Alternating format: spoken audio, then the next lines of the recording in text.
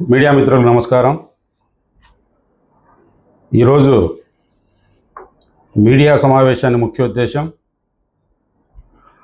అనంతపురం నగరంలో అనంతపురం నగరపాలక సంస్థలో జరుగుతున్న అవినీతి కావచ్చు, పారిశుద్ధ్యం మీద శ్రద్ధ లేకపోవడం కావచ్చు, ఇలా అనేక విషయాలు ఈ అనంతపురం ప్రజలకు తెలియజేయాలనే ఉద్దేశంతో ఈరోజు ఈ మీడియా సమావేశం ఏర్పాటు చేయడం జరిగింది. ప్రజలకు జవాబుదారీతనంగా ఉండాల్సిన అనంతపురం నగరపాలక సంస్థలో ఎంప్లాయీస్ కానీ, ప్రస్తుత స్థానిక ఎమ్మెల్యే గారు, ప్రస్తుత స్పెషల్ ఆఫీసర్ కలెక్టర్ కానీ వారు ఎటువంటి శ్రద్ధ చూపకపోవడంతోనే ఈరోజు అనంతపురం నగరపాలక సంస్థలో అనేక సమస్యలు తలెత్తినాయి. వైఎస్ఆర్ కాంగ్రెస్ పార్టీ ప్రభుత్వం ఉన్నప్పుడు మేము ప్రజలకు జవాబుదారీతనంగా ఉండి మా కర్తవ్యాన్ని మేము నిర్వహించినాం.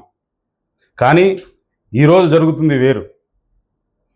ఈవెన్ ఇప్పుడుండే కమిషనర్ గారు కూడా ఒక కీలుబొమ్మగానే ఉన్నారు తప్ప యాక్షన్ ప్లాన్ అనేది ఎక్కడా లేదు. ఆ మాట నేను ఎందుకు చెప్తున్నానంటే అన్ని శాఖలలో కూడా ఫెయిల్యూర్స్ కనిపిస్తున్నాయి కాబట్టి. మా పాలకవర్గం కాలం పూర్తయి దాదాపు 60 రోజులు పూర్తిగా వస్తుంది. కానీ ఈరోజు ఉండే పరిస్థితులు చూస్తే ఎక్కడికి వెళ్ళినా అనంతపురం నగరపాలక సంస్థ పరిధిలో ఉండే 50 డివిజన్లు ఎటు వెళ్ళినా కూడా చెప్పాల్సిన సమస్యలు ఉన్నాయి. మేము వైఎస్ఆర్ కాంగ్రెస్ పార్టీగా సమస్యలు మేము చెప్పడం లేదు. పబ్లిక్లోకి వెళ్తే పబ్లిక్ ఏం చెప్తున్నారు, ప్రజలు ఏం చెప్తున్నారు, ఏం జరుగుతుంది అనేది కూడా చెప్తారు. గతంలో జగన్మోహన్ రెడ్డి గారి ప్రభుత్వంలో చెత్త పైన పన్ను అన్నారు. ఈరోజు ఆ చెత్త తీసేవాడే లేడు. ఈరోజు చెత్త ఇళ్ళ దగ్గర నుంచి తీసుకెళ్లేవాడే లేడు. ఆ సిస్టమ్ ఫెయిల్. మేము ఆ రోజు ఇంటింటికి చెత్త సేకరణ పెట్టినప్పుడు అందరూ దాన్ని కామెంట్ చేసిన వాళ్ళే. తర్వాత ఇప్పుడు ఈ ఆటోస్ అన్నారు. ఆ ఈ ఆటోస్ ఇంప్లిమెంటేషన్ లేదు. ట్రాక్టర్లు అనేది కూడా వాటిలలో వెళ్ళడం లేదు. ఇలా అనేక సమస్యలు అనంతపురం నగరపాలక సంస్థలో ఉన్నాయి. పారిశుద్ధ్యం అయితే టోటల్గా పడకేసేసింది. దానికి ఎటువంటి వాళ్ళు శ్రద్ధ చూపడం లేదు. తర్వాత సిగ్గుచేటి విషయం ఏమంటే స్థానికంగా పాలకవర్గం గడువు తీరిన తర్వాత ఎమ్మెల్యే గారే పాలకవర్గం అనంతపురం నగరపాలక సంస్థకు ఆయనే బాధ్యత తీసుకోవాలి. కలెక్టర్ పర్యవేక్షణలో మున్సిపల్ ఆఫీస్ ఉంది. కలెక్టర్ గారు కూడా ఈ రోజు కూడా ఒక్క విజిట్ కూడా చేయకపోవడం కూడా సిగ్గుచేటు. ఆయన ఒక విజిట్ చేస్తే కూడా కొద్దిగా మార్పు ఏమైనా వస్తుందేమో అని చెప్పి ఆలోచించవచ్చు.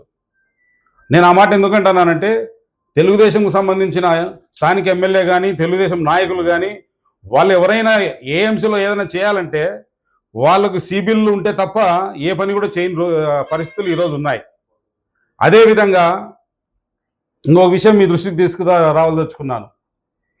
ఇంజనీరింగ్ సెక్షన్లో అనేక మంది ఫేక్ కాంట్రాక్టర్లు పుట్టినారు. దాదాపు 20 నుంచి 40 మంది ఫేక్ కాంట్రాక్టర్లు ఉండి నాసిరకం పనులు చేసుకుంటూ బిల్లులు చేసుకుంటున్నారు. దానిపైన ఈ మధ్య కాలంలోనే ఎస్సీ గారు కూడా ఒక కంప్లైంట్ కూడా రైజ్ చేయడం జరిగింది. ఈ ఫేక్ కాంట్రాక్టర్లు ఉండడం, నాసిరకం పనులు చేయడం కూడా అనంతపురం నగరపాలక సంస్థలో అనేక అవినీతులు జరుగుతున్నాయి. దీని మీద కూడా దృష్టి పెట్టాల్సిన అవసరం ఉంది. కలెక్టర్ గారు ప్రజలు అన్నీ గమనిస్తున్నారు. ఖచ్చితంగా దీన్ని మీరు మీ దృష్టికి తెస్తున్నాము. మీరు దీన్ని శ్రద్ధ పెడితే వీటినన్నింటినీ కూడా అరికట్టచ్చని చెప్పి తెలియజేస్తున్నాను. ముఖ్యంగా ఈ పారిశుద్ధ్యం విషయంలో కానీ మనకు పర్మనెంట్ ఎంహెచ్ఓ గారు లేకపోవడం కూడా ఒక వైఫల్యానికి ఒక ముఖ్య కారణం అని కూడా నేను మీకు తెలియజేస్తున్నాను.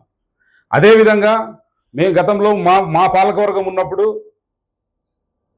ప్రతి సంవత్సరము రెవెన్యూ డిపార్ట్మెంట్ ద్వారా రెవెన్యూ ట్యాక్స్ ఎంత కలెక్ట్ అయింది, ఎంత బకాయిలు ఉన్నాయి అనేది కూడా మేము గతంలో ప్రెస్ మీట్ పెట్టి మా పాలకవర్గం వాళ్ళు చెప్పేవాళ్ళు. కానీ ఈరోజు ఆ పరిస్థితి లేదు. ఎందుకంటే ప్రాపర్టీ ట్యాక్స్, వాటర్ ట్యాక్స్లు కట్టనాల దానిలలో తెలుగుదేశం సంబంధించిన బడా నాయకులే ఉన్నారు కాబట్టి ఈరోజు కూడా ఈ బకాయిలు పెరగపోయినాయి. దాని గురించి కూడా పట్టించుకునే వాళ్ళు లేరు. అదేవిధంగా ప్రస్తుతము ఈ వేసవికాలం దృష్ట్యా ఒక రివ్యూ మీటింగ్ లేదు. తాగునీటి సమస్య ఏమొచ్చినా దాన్ని ఏ విధంగా పరిష్కరించుకోవాలా, దాన్ని ఆల్టర్నేట్ ఏముందనేది కూడా ఎవరు కూడా పట్టించుకోకపోవడము సిగ్గుచేటు. ఇవన్నిటికీ ముఖ్యం బాధ్యత వహించాల్సింది జిల్లా కలెక్టర్ గారు, ఎందుకంటే ఆయన ప్రత్యేక అధికారి. అదేవిధంగా స్థానిక ఎమ్మెల్యే గారు ఖచ్చితంగా వాళ్ళ వైఫల్యం ద్వారానే ఈరోజు ఇన్ని సమస్యలన్నీ తలెత్తుతున్నాయి అనంతపురం నగరపాలక సంస్థలో. ఈ మధ్య కాలంలో చూసినాం మనం ఏసీబీ దాడులు. ఏసీబీ దాడిలో గతంలో కూడా ఏసీబీ దాడులు మున్సిపల్ ఆఫీసులో జరిగినాయి. కానీ ఈ మధ్య జరిగిన ఏసీబీ దాడుల్లో ఒక డిఈ గారు, ఇంకొక ఎంప్లాయీ ఇద్దరు కూడా పట్టుబడినారు. అంటే వీళ్ళకందరికీ ఆ ధైర్యం ఎక్కడి నుంచి వస్తుందంటే, ఏదో సామెత ఉంది చూడండి, యథా రాజా తథా ప్రజ అన్నట్టుగా. అట్లా స్థానికంగా ఉండే కూటమి నాయకులు ఆ విధంగా తయారైనారు. వాటికి తగ్గట్టు కూడా అధికారులు కూడా ఆ విధంగానే బిహేవ్ చేస్తున్నారని చెప్పి కూడా నేను తెలియజేస్తున్నాను. తర్వాత గతంలో వైఎస్ఆర్ కాంగ్రెస్ పార్టీ ప్రభుత్వంలో అనంత వెంకటరామరెడ్డి గారు ఎమ్మెల్యేగా ఉన్నప్పుడు మేము పారిశుద్ధ్యం విషయంలో ప్రత్యేక శ్రద్ధ తీసుకొని, కార్మికుల సంఖ్య అయితే ఏమి, 60 సంవత్సరాలకు రిటైర్డ్ అయిన వాళ్ళకి రీప్లేస్మెంట్ విషయంలో అయినా ఏమి, మేము ప్రత్యేక శ్రద్ధ తీసుకొని కార్మికుల సంఖ్య తగ్గకుండా చూసుకునే వాళ్ళం. కానీ ఇప్పుడు 60 సంవత్సరాలు ఉండే ఏ ఎంప్లాయ్ అయినా కూడా ఆటోమేటిక్గా ప్రభుత్వం తొలగిస్తుంది. తొలగించిన తర్వాత వాళ్ళని రీప్లేస్ చేసుకున్న బాధ్యత కూడా ఈ ప్రభుత్వంది, ఈ స్థానిక ఎమ్మెల్యేదే కదా.